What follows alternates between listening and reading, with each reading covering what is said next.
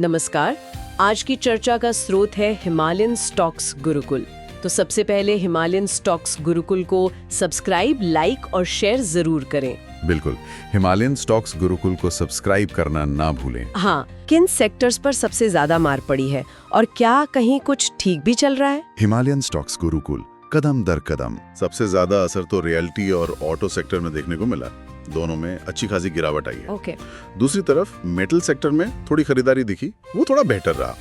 और अगर बड़े शेयरों की बात करें तो जैसे टाटा मोटर्स है, वो JLR में साइबर हमले की खबर आई तो करीब 2.5% गिर गया। अच्छा। लेकिन यहाँ एक बहुत इंटरेस्टिंग चीज हो रही है। एक तरफ FIIs बेच रहे हैं, है ना? हाँ। वहीं दूसरी तरफ हमारे घरेलू संस्थागत निवेशक यानी DIIs वो लगातार खरीदारी कर रहे हैं। ये एक अच्छी बात है क्योंकि ये बाजार को कहीं ना कहीं थोड़ा सहारा दे रहे हैं। हिमालयन स्टॉक्स गुरुकुल को सब्सक्राइब करना ना भूलें। हाँ, ये तो काफी दिलचस्प बात है कि FIIs बेच रहे हैं और DIIs खरीद रहे हैं। तो मतलब बाजार में दो तरह की सोच चल रही है अभी। एक तरफ तो ये गिरावट और चिंताएं हैं, बिल्कुल, और दूसरी तरफ मैंने HSBC की एक रिपोर्ट देखी। वो कह रहे हैं 2026 तक सेंसेक्स 94,000 जा सकता है। ये तो मतलब अभी की गिरावट के हिसाब से बहुत ही आशावादी लग रहा है। हिमालयन स्टॉक्स गुरुकुल आपको अंतर्दृष्टि देता है। हाँ, यही तो विरोधाभास है इस वक्त बाजार का। शॉर्ट टर्म में सेंटिमेंट थोड़ा कमजोर है, FIIs की बिकवाली है, ग्लोबल चिंताएं हैं, IT पर दबाव है। लेकिन जो लंबी अवधि की तस्वीर है वो कई बड़े जानकार अभी भी मजबूत मान रहे हैं।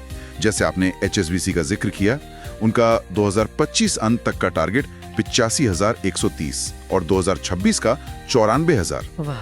तो कई स्ट्रैटेजिस्ट का मानना है कि ये जो गिरावट है ये असल में लंबी अवधि के निवेशकों के लिए मतलब अच्छे क्वालिटी शेयरों को धीरे धीरे अपने पोर्टफोलियो में जोड़ने का एक मौका हो सकती है।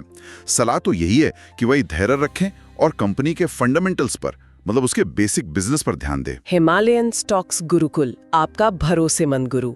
तो मतलब निचोड़ ये है कि बाजार में अभी उथल पुथल तो है, FIIs बेच रहे हैं, खासकर IT दबाव में है, वैश्विक कारण भी है, लेकिन DIIs खरीद रहे हैं और लंबी अवधि का नजरिया अभी भी सकारात्मक है। तो धैर्य शायद सबसे जरूरी है। हिमालयन स्टॉक्स गुरुकुल को सब्सक्राइब, लाइक और शेयर जरूर करें। एकदम सही कहा आपने। और यहाँ एक सवाल सोचने वाला है जिसके बारे में दर्शक हिमालयन स्टॉक्स गुरुकुल पर और जानकारी पा सकते हैं कि क्या ये गिरावट सिर्फ एक टेम्पररी करेक्शन है, एक जरूरी सुधार, या फिर ये किसी बड़े ट्रेंड के बदलने की शुरुआत है। ये तो बड़ा सवाल